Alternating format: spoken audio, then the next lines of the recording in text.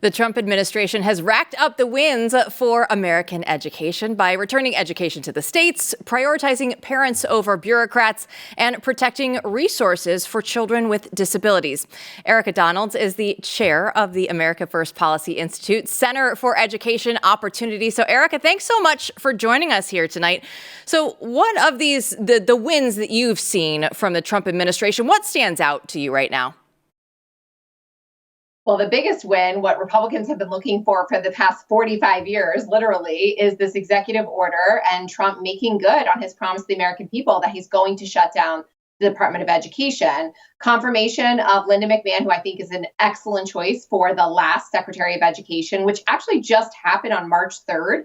And since then, a reduction in force of half of the department's workforce, including 6 strategic communications departments, which is going to cut down on the bureaucracy that is sucking up resources from the money actually getting to the benefit of students in our country, which Secretary McMahon has repeatedly said she wants to continue, but without all the red tape. Yeah, you talked about this on X as well. Let's go ahead and listen to some of that. Why you say the Department of Education getting rid of this is good for America. Here's that clip. Decisions for their children. Now, without a federal Department of Education, hopefully with the help of Congress, will continue to put more power in the hands of parents, in the hands of states and local communities, and fulfill the president's vision of making education great again. So with this in mind, right, getting the Department of Education out of the way, getting everything back in the states, what is going to be the biggest priority then that people need to be focusing on after this? Well, I believe the biggest priority is to hold our states and local authorities accountable for the performance of the students in our districts. What's happening now is there's a lot of blame going around. They can say that these federal mandates are tying them down and not allowing them to teach students. Well, that's not going to be any longer. They're going to have as much or more funding than they had before, but now they're going to have full accountability for making sure that low-income students are getting additional services that they need to overcome some of the challenges that they may have in their communities and their households, and that students with disabilities, the funding that the federal government has allocated to them, is giving them the additional services that they require in order to learn and to thrive. But who's going to be accountable for that? Not the federal government, but your local school boards and your state reps and your state legislators, and parents and community members are going to now be able to hold those people accountable for performance.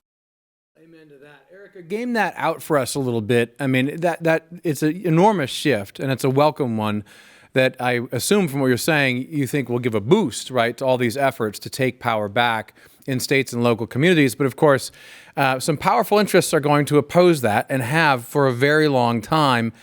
Teachers unions and an entire colossus of really government is going to be against this. So how do you see this rolling out in the next few years?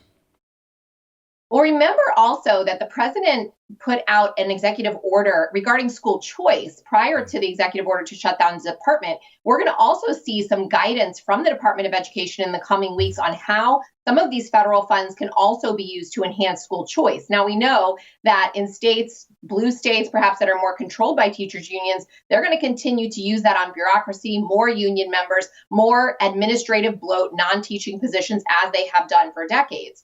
But in red states, in states that have embraced school choice, parents are going to have more options and more funding to go along with it when this directive come down from the Department of Education.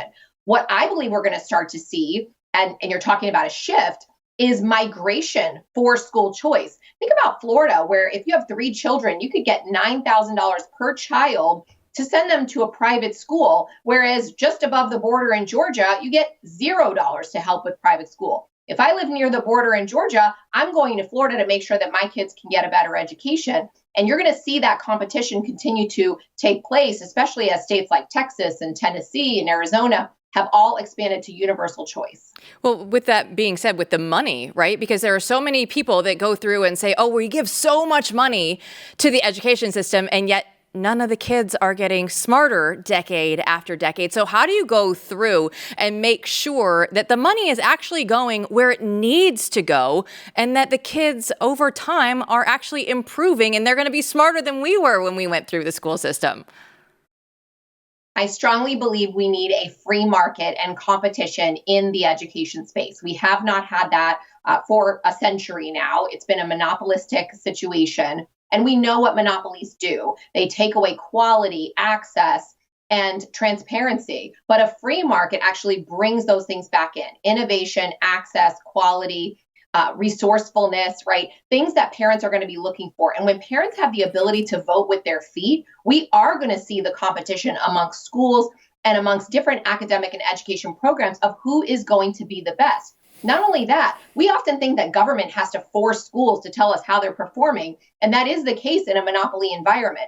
But when schools are competing with one another, they're going to put forth their performance, if it's good, to try to attract more students and more parents to come their way. So we are going to see a complete transformation in the education system in places like Florida, Arizona, and others that have school choice, where the free market is really going to take hold, and that quality is going to increase because of that competition.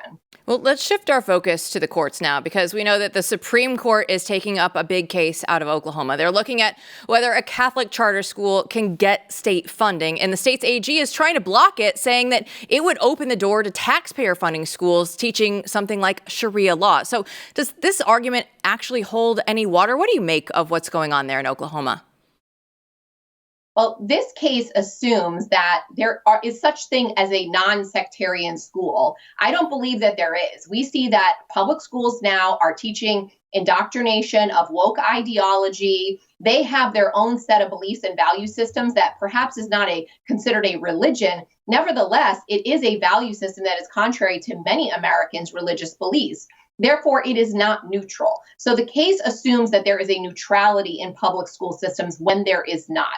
It discriminates against religious schools not being able to operate as charter schools, which are not divisions of the state. I have started charter schools myself, and I've been a school board member. Charter schools are private entities running a school that have a contract with a district or a state in order to receive state dollars. Parents are making independent decisions to send their child to that school based on their own religious beliefs, and they should not be discriminated against. I believe we're going to win this case. It's unfortunate that's being brought against a Republican in Oklahoma who should be defending people's religious liberties and parents' ability to select a school that works best for their family. I love how you say that. There's no such thing as neutrality. You have to teach from a value system anyway. It's exactly right. It's all this, there's this fake framework that hopefully is going to be torn down by the good work that you and others are doing. But I want to talk about the future and a concern that I know is on a lot of audience members' minds, which is it's almost like Republicans can't take a win, right? I mean, for good reason. They're used to losing so hard with such poor leadership before. They've been sold a bill of goods many times. So there are a lot of people who will say in the comments, this is great, the executive order is great, but will this really get rid of the Department of Education? Don't we need legislation? And there's real concern there moving forward. There is, but let's remember, Congress actually allowed cloture in the Senate with 60 votes, including Democrats, on the Republican spending bill just a little while ago. In every single Congress, there have not been 60 votes on either side, and yet bills get to the floor. So there has always been negotiation between parties, whether whoever's in control, Republicans or Democrats, to get a bill to the floor to allow that party to vote on their agenda. And so, yes, you need Democrats to allow this to go to the floor, but you don't need them to vote for it. And that's usually what happens. You'll have some Democrats that'll swing the Republicans' way and vice versa to allow a bill to go to the floor. And then you pass it with 51 votes of your controlling party. I expect that's what's going to happen to end the Department of Education for good. I expect fully that President Trump is going to be able to keep his promise to the American people, because he's determined to do so. And there's going to have to be some negotiation on the part of the senators in Congress to make sure that it does get to the floor and get a vote, as has happened numerous times in the past. But as we've also talked about, there's a lot that can be done at the executive level, where things are being moved off to other departments through contracts, which is a purview of the president. And he's, of course, instructed the department to do that.